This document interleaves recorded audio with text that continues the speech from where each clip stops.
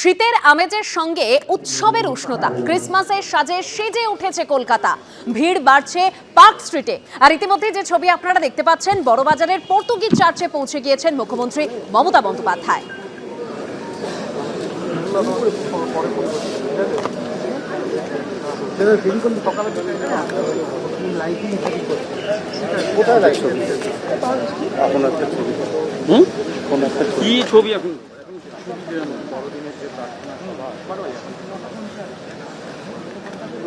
ক্রিসমাসের সাজে ঝলমলে শহর কলকাতা। আর এই শহর কলকাতার বিভিন্ন জায়গা থেকে আমাদের বিভিন্ন প্রতিনিধিরা এই মুহূর্তে সঙ্গে রয়েছে। পার্ক স্ট্রিটের শুরুতেই নজর রাখবো, আমাদের প্রতিনিধি কৃষ্ণেন্দু অধিকারী রয়েছেন আমাদের সঙ্গে। কৃষ্ণেন্দু, এই মুহূর্তে পার্ক স্ট্রিটের ছবিটা দেখো, তোমার প্রথমেই দেখাই ছবিটা এবং ক্যামেরা পার্সন দিব্যেন্দু সিংহ সেই ছবিটা দেখাচ্ছে যে পার্ক স্ট্রিট, গোটা পার্ক স্ট্রিটটা মনে হচ্ছে একটা আলোর চাদরে ঢাকা পড়ে আছে। অর্থাৎ আলো দিয়ে, আলোর রোশনায় আলো দিয়ে সাজিয়ে তোলা হয়েছে পার্ক স্ট্রিটটাকে। গাছে আর লাইট ঝুলছে, চারিদিক থেকে লাইটের বিভিন্ন রোশনাই শুধু পার্ক স্ট্রিটকে আজকে মোহময়ী করে তুলেছে। কালকেই বড়দিন, রাতমহলেই বড়দিন। বড়দিনের আগের যে উত্তাপ সেটা বরাবরই দেখা যায় পার্ক স্ট্রিটে এসে মানুষ উপভোগ করেন, সেই ছবিটা আমরা দেখতে পাচ্ছি।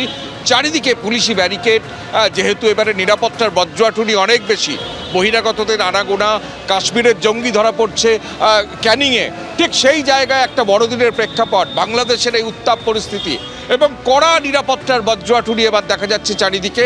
এবং আগামীকাল সন্ধ্যে 5টা থেকে রাত 9টা পর্যন্ত এই পার্ক স্ট্রিটে গাড়ি চলাচল বন্ধ হয়ে যাবে। কিন্তু তার আগেই আজকে গাড়ি চলছে বটে, কিন্তু আমরা এখানে একটা ছবিটা দেখতে বলবো, একদম শিশুকে কোলে করে নিয়ে আজকে পার্ক স্ট্রিটে চলে এসছেন।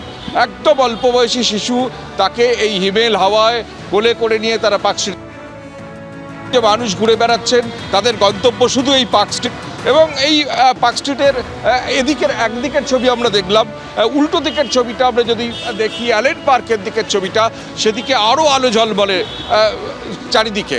অর্থাৎ এই যে পার্ক স্ট্রিট, কোথাও দুর্গাপুজোর মণ্ডপ, পার্ক স্ট্রিট সেজে উঠেছে এবং প্রচুর মানুষ ভিড় জমিয়েছে। সান্টা ক্লজের টুপি পরে এসেছেন প্রচুর মানুষ। আর এবার সেন্ট পলস ক্যাথিড্রাল চার্চের ছবি আপনাদের সামনে রাখবো, কারণ সেখানে মিডনাইট মাসের ইতিমধ্যেই প্রস্তুতি শুরু হয়ে গিয়েছে। সরাসরি মনামি রায় রয়েছেন আমাদের সঙ্গে। মনামি। হ্যাঁ, একদমই।